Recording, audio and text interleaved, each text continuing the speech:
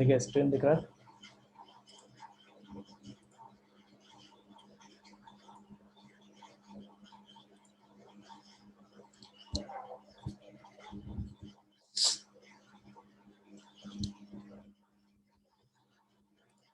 चलो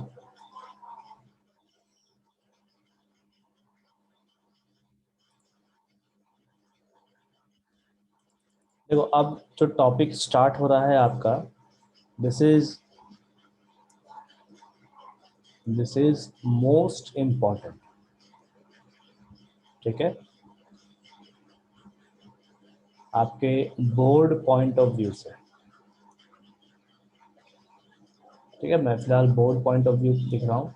और देखो, थियोरेटिकली अगर देखा जाए तो थियोरेटिकल जो क्वेश्चन है वो इस चैप्टर का ये टॉपिक बहुत इंपॉर्टेंट है बोर्ड के लिए। और न्यूमेरिकल देखा जाए तो न्यूमेरिकल कंपटीशन के लिए बहुत इंपॉर्टेंट। ठीक है, अभी देखो यहाँ पे कुछ चीज़ें हैं, जैसे इस टॉपिक को हम पढ़ेंगे स्पेशली राउल्ट्स लॉ के नाम से। ठीक है, मैंने राउल्ट्स लॉ का जिक्र पहले भी किया है। राउल्ट्स लॉ समझने से पहले हम समझ लेते हैं वेपर प्रेशर क्या है। What is vapour pressure. ठीक है, अब जैसे देखो, हमने क्या किया कि एक सॉल्यूट लिया। ठीक है, सॉल्यूट किस फॉर्म में लेंगे हम? प्योर फॉर्म में। अभी देखो, प्योर फॉर्म यहाँ कहने का मतलब क्या है कि इस सॉल्यूट में कुछ भी चीज मिक्स किया हुआ नहीं है। दूसरा, हम ले लेंगे सॉल्वेंट। सॉल्वेंट हमारा कैसा होना चाहिए? तो ये भी प्योर फॉर्म में होना चाहिए। ठीक है, प्योर का मतलब है कि कुछ भी चीज मिक्सिंग नहीं है, बस अगर सॉल्वेंट अगर वाटर है तो सिर्फ वाटर होना चाहिए, उसमें एक्स्ट्रा कुछ मिक्स नहीं। अगर सॉल्यूट हमारा अल्कोहल है तो सिर्फ अल्कोहल ही होना चाहिए, कुछ दूसरा नहीं। ठीक है, तो मान लीजिए हम दो चीजें लेते हैं, एक सॉल्यूट और दूसरा सॉल्वेंट। सॉल्यूट हमारा क्या है? अल्कोहल। और सॉल्वेंट हमारा क्या है? H2। तो अगर मैं इसको हीट करूं, इन दोनों को अगर हीट किया जाए तो हीट करने से क्या होगा कि दोनों का वेपर निकलेगा बाहर, दोनों का भाप बाहर की ओर आएगा। ठीक है, तो इसका भाप आएगा, इसका भी भाप। इस तरीके से सॉल्यूट का भाप हमको देखने को मिलेगा। उसी तरीके से हमको सॉल्वेंट का भी भाप देखने को मिलेगा। ठीक है, जब ये प्योर फॉर्म में रहता है तो इसको डिनोट किया जाता है पी नॉट से। ठीक, और इसको भी हम डिनोट करते हैं पी नॉट से। पी नॉट क्या है? तो पी नॉट है partial vapour pressure in pure form. ठीक है, मैं यहाँ लिख दे रहा हूँ, पी नॉट क्या है? तो पार्शियल वेपर, ठीक है, प्रेशर इन प्योर फॉर्म। ठीक है, अब देखो, मैं दोनों को तो पी नॉट नहीं कह सकता। ठीक है, मुझे सिंबल में कुछ ना कुछ तो चेंज करना पड़ेगा। तो मैं क्या करूंगा, किसी को भी 1 या 2 मान लूंगा। मान लीजिए मैं इसको 1 मान लेता हूँ और इसको 2 मान लेता हूँ। ठीक है, हो सकता है आगे चल के जो ये हम जो आगे क्लास देखेंगे उसमें हो सकता है ये नोटेशंस इधर उधर भी हो। ठीक, तो नोटेशंस में किसी को कुछ भी माना जा सकता है, कोई फर्क नहीं पड़ता। अब देखो, इस जगह पे जब इसका भाप उठता है ऊपर, ठीक है, तो हम क्या कहेंगे कि जो सॉल्यूट है इसका मॉलिक्यूल्स हमको यहाँ देखने को मिलेगा, गैसियस मॉलिक्यूल्स।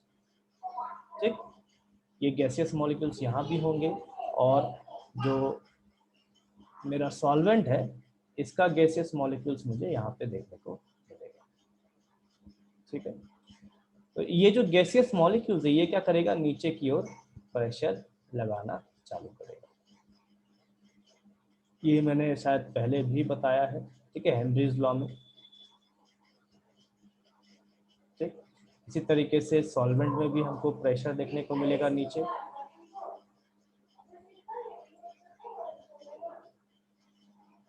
तो सेम चीज मैंने आपको हेनरीज लॉ में भी बताया है। ठीक, तो प्योर फॉर्म का जब भी प्रेशर हमको देखने को मिलता है तो उसे हम पी नॉट से देते हैं, क्योंकि ये स्टैंडर्ड है इसका। जैसे अल्कोहल, मान लीजिए हम CH3 OH का वेपर प्रेशर अगर हम देखें, मिथेनॉल का अगर हम वेपर प्रेशर देखें तो वेपर प्रेशर ये प्योर फॉर्म में कांस्टेंट शो करेगा, उसी तरीके से वाटर भी कांस्टेंट शो करता है। अब हम क्या करेंगे, इन दोनों का एक सॉल्यूशन बना के लेंगे, ठीक है।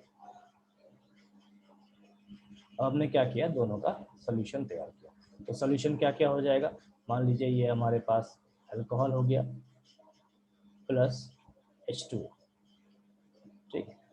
अब इन दोनों का, जब ये दोनों को हम हीट करेंगे तो क्या होगा, मुझे यहाँ पे भाप ऊपर जाता हुआ दिखेगा, ठीक है, इस तरीके से।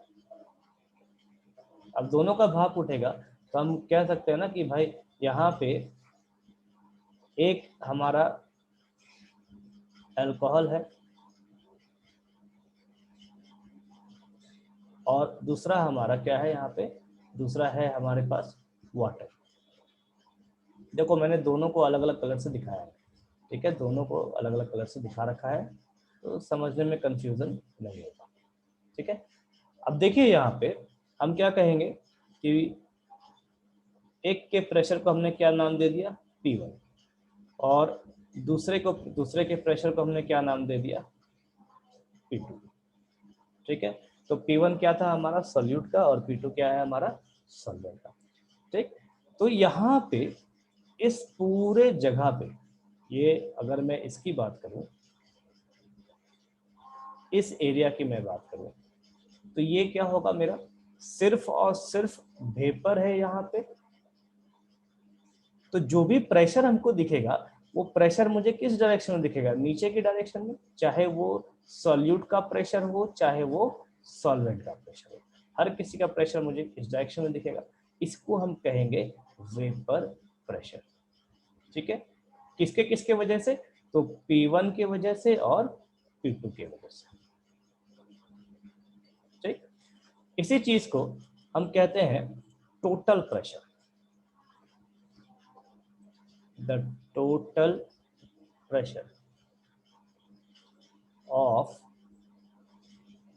vapor is equals to P total equal to P1 plus P2, ठीक है।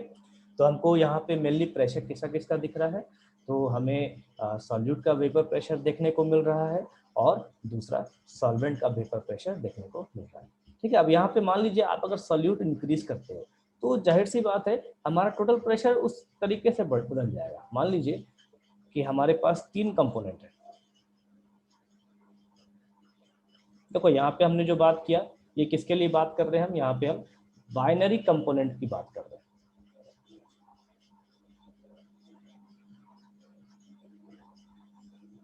ठीक है। हम यहाँ पे बाइनरी कंपोनेंट की बात कर रहे हैं, मतलब 2 कंपोनेंट सिस्टम की बात कर रहे हैं, 2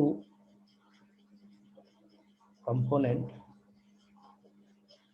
सिस्टम, ठीक है। जब 3 कंपोनेंट सिस्टम की बात करेंगे तो हमारा जो partial pressure, sorry total pressure है वो चेंज कर जाएगा, कैसे, तो P total is equals to P1 plus P2 plus P3, ठीक है। और इसी तरीके से जैसे मेरा सिस्टम में कंपोनेंट्स बढ़ेगा वैसे मेरा टोटल प्रेशर भी चेंज होता चला जाएगा, मतलब बढ़ता हुआ चला जाएगा। क्लियर है यहाँ तक वेपर प्रेशर सबको, तो वेपर प्रेशर कैसे क्रिएट होता है, कैसे लिखते हैं।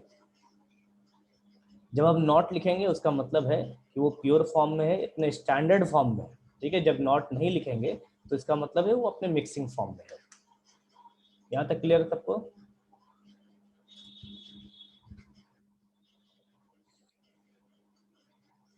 देखो अगर आप लोग को डाउट्स रहता है तो आप वीडियोस को वापस से देखिए, ठीक है, वीडियो सभी वीडियोस अपलोडेड रहता है, आप वापस से वीडियो को देखो।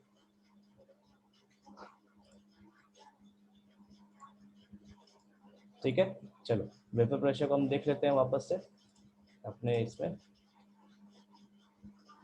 Binary solution containing 2 volatile liquids, ठीक है, एक बाइनरी सॉल्यूशन है जिसमें 2 वोलाटाइल लिक्विड्स है, मतलब दोनों का वेपर प्रेशर बनाया जा सकता है। These are components 1 and 2 taken in a closed vessel। अभी देखो यहाँ पे 2 कंपोनेंट है 1 and 2, दोनों को एक बंद कंटेनर में लिया गया है ठीक है, मतलब क्लोज सिस्टम है। यहाँ पे ओपन सिस्टम रहता तो यहाँ से भाप बन के सब भाप बाहर, ठीक, मतलब हमको कोई वेपर प्रेशर देखने को नहीं मिलता। तो ये एक क्लोज सिस्टम है। ऊपर का जो खाली एरिया दिखाया गया है ये दिखाया गया है वेपर फेज को, और जो नीचे का एरिया है ये दिखाया गया है लिक्विड फेज को।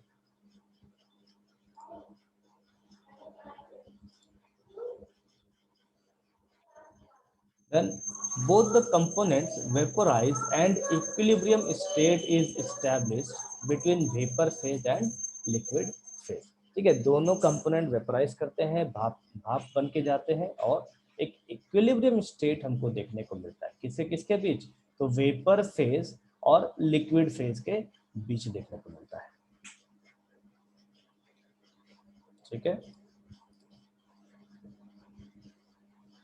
in a binary solution of two liquids, let P1 be the partial vapor pressure of the first component, P2 be the partial vapor pressure of the second component, and P total be the total vapor pressure of the solution। ठीक है, अभी यहाँ पे P1 जो है इसने first लिया है, P2 इसने सेकेंड कंपोनेंट लिया है। आप किसी को कुछ भी ले सकते हैं। ठीक है, तो जनरली जो 1 नंबर है फर्स्ट को दिया जाता है। अब देखो एक चीज और कि नोटेशंस में कई बार नहीं, हम लोग मैक्सिमम टाइम क्या करते हैं, फर्स्ट कंपोनेंट किसको माना जाता है? तो फर्स्ट कंपोनेंट माना जाता है सॉल्वेंट। ठीक है, क्यों?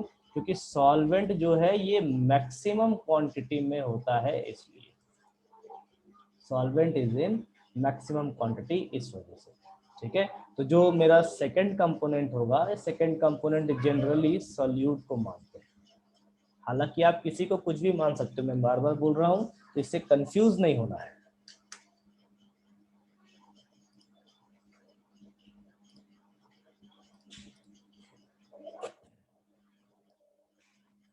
Then the total vapor pressure P total becomes equal to the sum of the partial pressures of two components 1 and 2 respectively।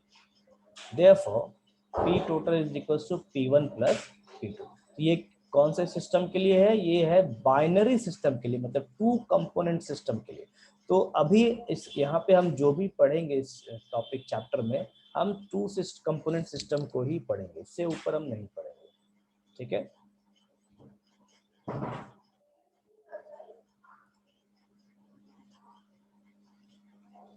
देखिए नोट क्या है, the partial pressures are related to mole fractions x1 and x2 of the two components 1 and 2 respectively. अभी एक बात बताइए, ये जो मैंने यहाँ पे लिखा है एक लाइन नोट में, किसको किसको समझ में आया? ये लाइन किसको किसको समझ में आया?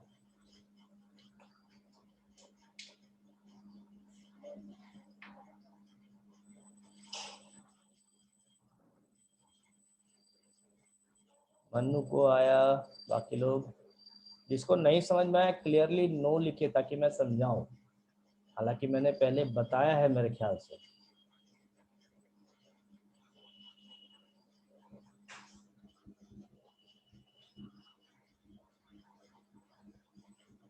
चलो काफी लोग हैं जिनको नहीं समझ में आया।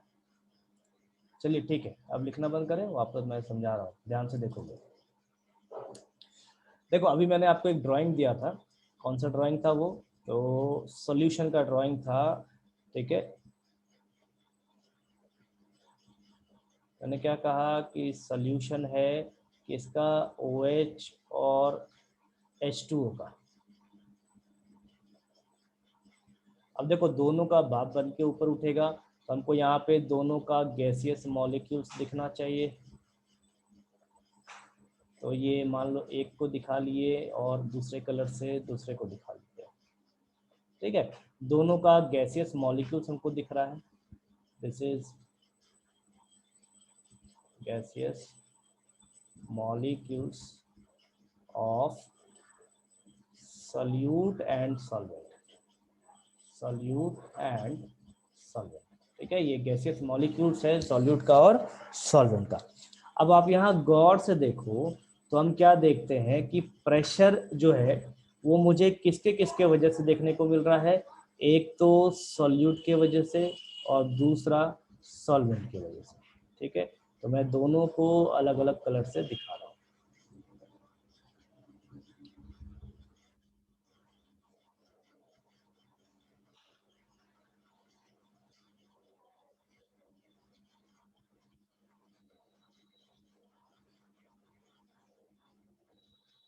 ठीक है, इस तरीके से। अभी आप यहाँ पे देखो तो हम कह सकते हैं कि टोटल, यहाँ पे एक चीज हम गिन लो, मान लो जो सॉल्यूट है इसका हम क्वांटिटी गिन लेते हैं कितना है। देखो ब्लैक कलर कितना है, तो 1 2 3 4 5 6 7 8 9 10, तो टोटल 10 मॉलिक्यूल्स है मान लो किसका, सॉल्यूट का। और इसी तरीके से मान लीजिए ब्लू वाला कितना है, 3 4 5 6 7 8 9, 9 मॉलिक्यूल्स है आपके सॉल्वेंट के। ठीक है, और हमने जो मॉलिक्यूल्स लिया है, सपोज कीजिए हमने यहाँ पे सॉल्यूट का मॉलिक्यूल्स लिया है 100 और सॉल्वेंट का मॉलिक्यूल्स हमने लिया है 200। ठीक है, अब देखो यहाँ पे कि 100 में से कितना मॉलिक्यूल है जो आपको भाप बना के दिखा रहा है, 10 मॉलिक्यूल।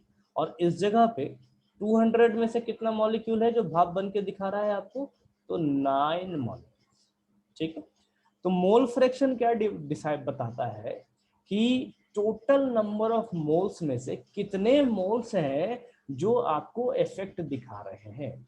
तो अभी मैंने इसको मॉलिक्यूल्स लिया है, अब मैं क्या करता हूँ इसको नंबर ऑफ मोल्स में लिख देता हूँ 10 मोल्स, और इसको मैं लिख देता हूँ 9 मोल्स। ठीक है, तो टोटल मोल्स कितना हो जाएगा, यहाँ 100 और यहाँ कितना हो जाएगा 200। तो 100 मोल्स में से कितना मोल्स सॉल्यूट हमको दिख रहा है प्रेशर दिखाने के लिए, तो 10 मोल्स। और 200 मोल्स में से कितना दिख रहा है हमको, तो 9 मोल्स। तो इसी चीज को यहाँ पे कहा जाता है मोल फ्रैक्शन। तो जो पार्शियल प्रेशर है, ठीक है, partial pressure of component 1 and 2 किससे डिनोट किया जाता है, तो मोल फ्रैक्शन से डिनोट किया जाता है, x1 और x2 से। ठीक है, मोल फ्रैक्शन का यहाँ पे वेपर प्रेशर में यही मतलब है। ठीक है, तो मैं यहाँ लिख देता हूं कि आउट ऑफ x1 के लिए, out of 100 moles only 10 moles are showing vapor pressure।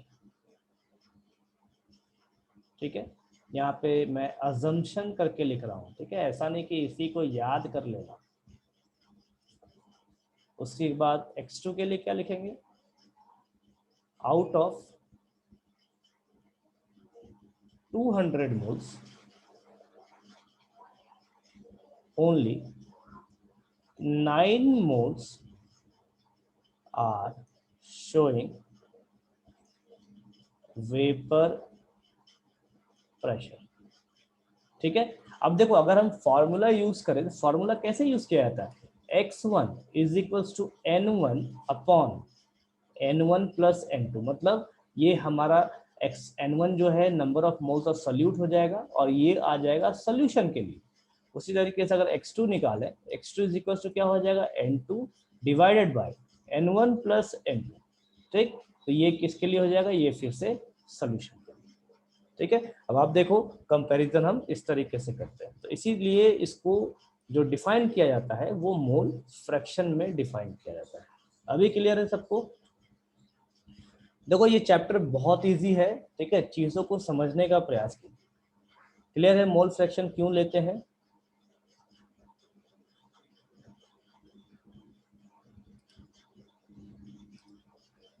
ठीक है,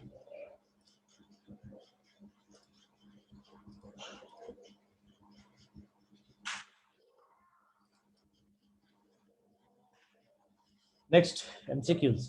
if P1 P2 P3 are the partial pressure then P total is equals to what। ठीक है, तो ये ऑलरेडी मैंने अभी बताया था आपको।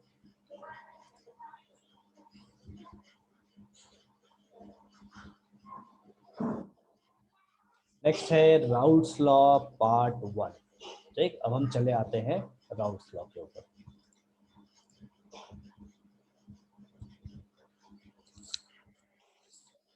ठीक है, François मार्टेलाउ 1886 gave the quantitative relationship between partial pressure and mole fraction.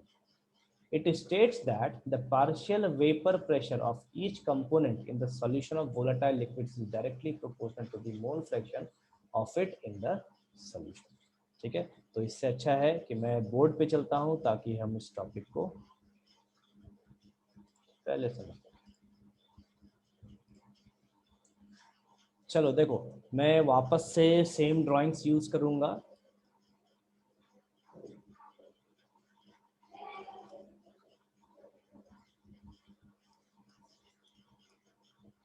ठीक है,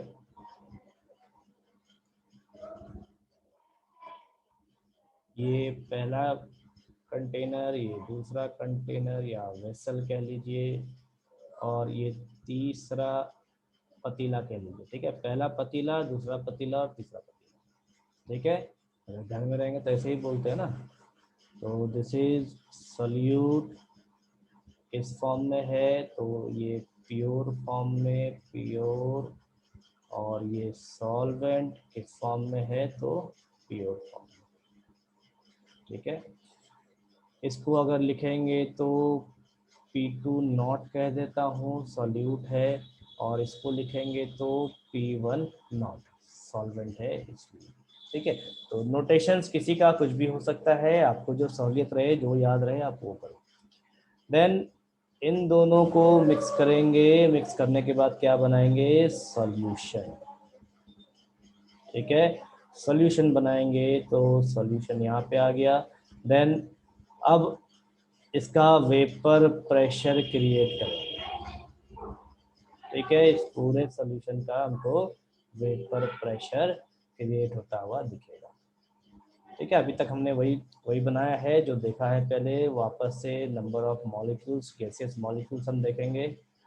ठीक है, और ये गैसियस मॉलिक्यूल्स क्या करेगा, तो डाउनवर्ड डायरेक्शन में, या यूं कहे तो इस तरीके से लिक्विड के सरफेस के ऊपर प्रेशर लगाएगा। ठीक, तो मेरे पास दो चीजें हैं, एक यहाँ पे P1 देखने को मिलेगा और एक हमको P2 भी देखने को मिलेगा। P1 क्या है, partial pressure of P solvent, और P2 क्या है, पार्शियल प्रेशर ऑफ सॉल्यूट। यहाँ पे मैं लिख दे रहा हूँ P1 partial pressure of solvent, P1 naught partial pressure of solvent किसमें, तो प्योर फॉर्म में। P2 partial pressure of solute, और P2 नॉट क्या है, तो partial pressure of solute pure form में। ठीक है, ये ऑलरेडी हमने सारा देखा है। बोर्ड नहीं दिख रहा क्या, किसको किसको बोर्ड नहीं दिख रहा, बोर्ड किसको किसको नहीं दिख रहा है, दिख तो रहा है जी। अभिनव चेक करो अपना कनेक्शन, कुछ कुछ को बाकी को दिख रहा है।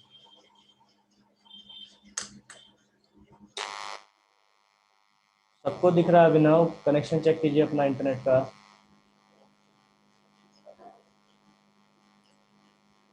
ठीक है, अब देखो यहाँ पे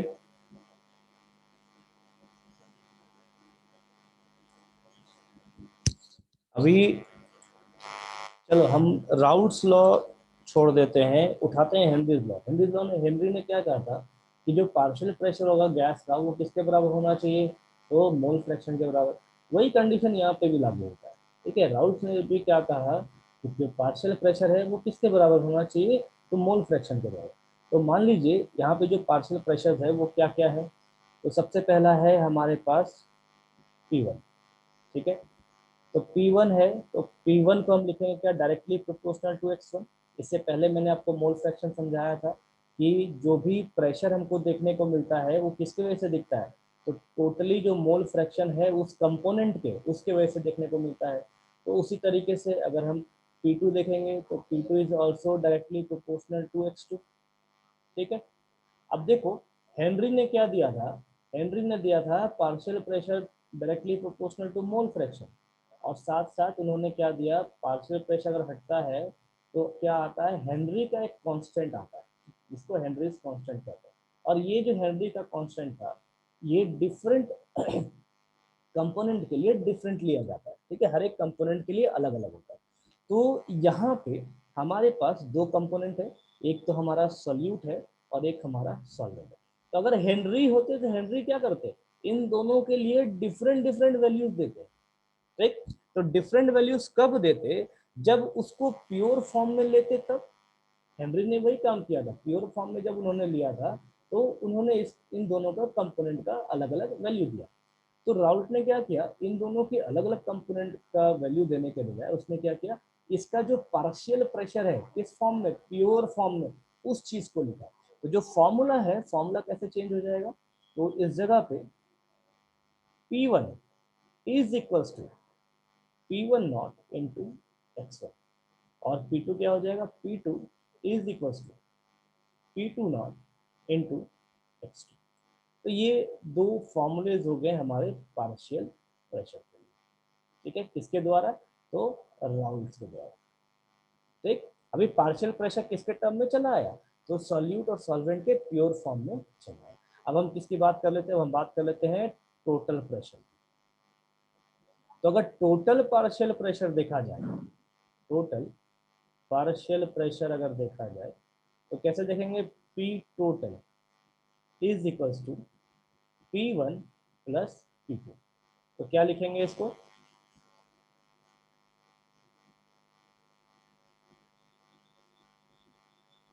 इसको लिखेंगे P total is equals to P1 naught into x1 plus P2 naught into x2। ठीक है,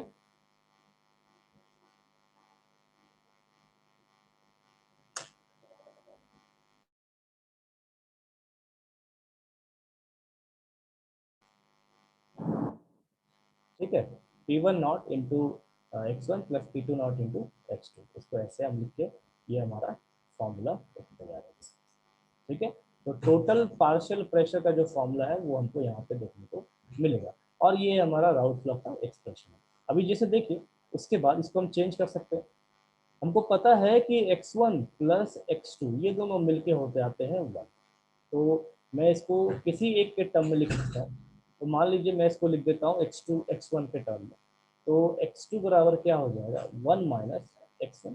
अब इस वैल्यू को पुट कीजिए, तो P total is equals to P total is equals to P1 naught into x1 plus P2 naught into 1 minus x1। ठीक है, तो P total is equals to P1 naught x1 plus P2 naught minus P2 naught into x1। ठीक है, इसको लिख सकते हैं क्या, तो x1 कॉमन निकाल लेंगे तो P2 naught plus x1 common निकाल लीजिए, और क्या आ जाएगा, P1 not minus P2 not, ये हो जाएगा P टोटल। ठीक है, तो यहाँ तक हमारा राउल्ट लॉ का फॉर्मूला है, इसे आप स्टडी करेंगे और जो भी डाउट होगा